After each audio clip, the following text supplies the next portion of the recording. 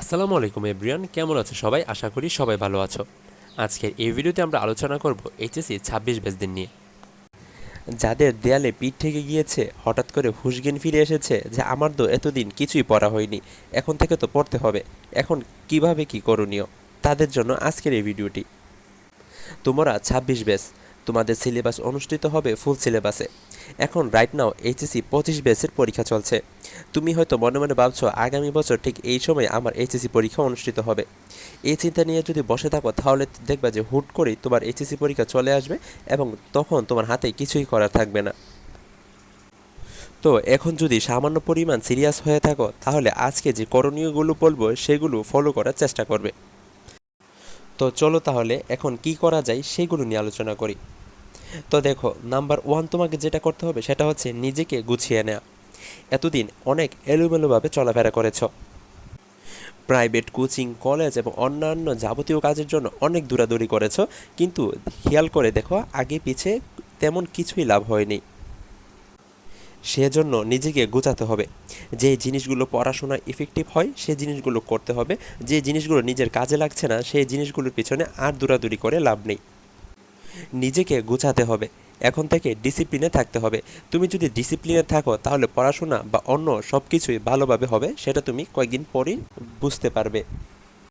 তো এই হলো নিজেকে গুছানো। এর পরের করণীয় যেটি সেটি হচ্ছে অনেক ইম্পর্টেন্ট।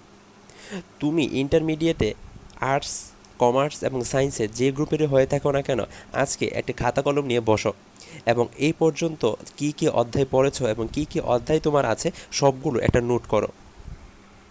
এখন যে করণীয়টি নিয়ে আলোচনা করব সেটি হচ্ছে নিজের অধ্যায়গুলো বুঝে শুরু করা। এতদিন অনলাইনে অফলাইনে কোচিং প্রাইভেটে অনেক জায়গায় অনেক কিছু পড়েছ, কিন্তু ভালোভাবে তেমন কিছুই হয়নি। তাই আমি বলবো তুমি যদি সায়েন্সের স্টুডেন্ট হয়ে থাকো তাহলে পদার্থবিজ্ঞান, রসায়ন, জীববিজ্ঞান এবং উচ্চতর গণিত দুইটা পত্রেরই কী কী অধ্যায় আছে সব অধ্যায়গুলো একটা খাতায় তুলো। এখন পর্যন্ত কোন অধ্যায়গুলি কীভাবে পড়া হয়েছে সেটার একটা মার্ক করো। তখনই বুঝতে পারবা তোমার পড়াটা আসলে ঠিক কতটুকু হয়েছে। যদি দেখো অনেকটাই কম হয়েছে তাহলে এখন থেকে খুব ডেডিকেটেডভাবে পড়াশোনা করতে হবে। আর অধ্যায় নোট করে পড়া হচ্ছে অনেক ইম্পর্টেন্ট। তুমি যখন সবগুলো অধ্যায় একটা খাতায় লিখবা, তারপর যে যে অধ্যায়গুলো পড়া হয়েছে তার উপর টিক দিবা, তখনই বুঝে যাবা যে তোমার কতটুকু কমপ্লিট হয়েছে আর কতটুকু বাকি আছে। তখনই তোমার পড়াটা খুব ভালোভাবে হবে। তো এই ছিল 2 নাম্বার করণীয়। এর পরের করণীয়টি হচ্ছে অযথা জিনিস বাদ দেওয়া। আমরা অনেকেই অযথা জিনিস নিয়ে পড়ে থাকি, যেমন হোক সেটা বন্ধুবান্ধব, হোক সেটা মোবাইল ফোন, এমন কিছু যা তোমার পড়াশোনাকে ব্যাঘাত ঘটায়। হ্যাঁ, আমরা প্রতিদিন অনেক কিছুই করে থাকি, তবে এখন থেকে ডিসিপ্লিনভাবে মেনে চলতে হবে। যে জিনিসগুলো করলে পড়াশোনাকে উন্নতি করা যাবে সেই জিনিসগুলো করা হবে, আর বাকিগুলো একদমই করা যাবে না। তাহলে দেখবা দিন শেষে তোমার পড়াশোনা এবং তোমার নিজের সব কিছুই ভালোভাবে হচ্ছে। এর পরের করণীয় হচ্ছে আর সময় নষ্ট না করা। দেখো, তোমাদের অলরেডি একটা ইয়ার চলে গিয়েছে, এখন তোমরা অলরেডি সেকেন্ড ইয়ারে উঠে গিয়েছো। তো এই মুহূর্তে তোমাদের সামনে যে সময়টা আছে সেই সময়টা একদমই সময় নষ্ট করার মতো সময় নয়। এখন বাকি সময়টা ডেডিকেটেডলিভাবে পড়তে পারলে তাহলে ভালো কিছু সম্ভব। তুমি ফার্স্ট ইয়ারে যদি ফাঁকিবাজি করে আসো, এখনও যদি আবার সময় নষ্ট করো এবং ফার্স্ট ইয়ারের ভুলগুলো আবার এখন করো, তাহলে কিন্তু পরবর্তীতে আর কিছু করা সম্ভব না। তাই বলছি, এখন বাকি যে সময়টা আছে সেই সময়টা নিজেকে কাজে লাগাও এবং পড়াশোনার প্রতি ভালো করে ফোকাস হও, তখন ভালো কিছু একটা হবে।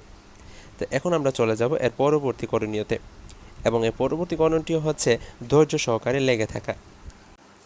দেখো, তোমার যদি হঠাৎ করে মোটিভেশন চলে আসে যে তুমি এখন পড়াশোনা করবে, সেটা খুব ভালো ব্যাপার, কিন্তু দেখবে কয়েকদিন পড়াশোনা করার পর হঠাৎ করে সে পড়াশোনার ফোকাসটা চলে গিয়েছে এবং তুমি হয়তো বুঝতে পারছো যে তোমার দ্বারা আর হবে না। এটা কিন্তু করা যাবে না। তুমি যদি ধৈর্য সহকারে ভালোভাবে লেগে থাকতে পারো তাহলে দেখবা ছোটো ছোটো করে দিনে অল্প অল্প কিছু পরেও অনেক দিনে ভালো কিছু করা সম্ভব।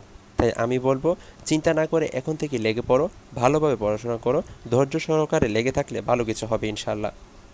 তো এই ছিল আজকের ভিডিওটি। ভিডিওটি কেমন লেগেছে অবশ্যই ভিডিওটি একটি কমেন্ট করে জানিয়ে দিও। ভিডিওটি ভালো লাগলে অবশ্যই ভিডিওতে একটি লাইক করে দিও এবং চ্যানেলে নতুন হলে প্লিজ চ্যানেলটিকে সাবস্ক্রাইব করে দিও। এবং আমাদের একটি টেলিগ্রাম চ্যানেল আছে, আমরা সেখানে যাবতীয় ইনফরমেশন দিয়ে থাকি। সেই চ্যানেলে যুক্ত হতে চাইলে আমাদের ডিসক্রিপশন বক্সে লিঙ্ক দেওয়া আছে, যুক্ত হয়ে যেও।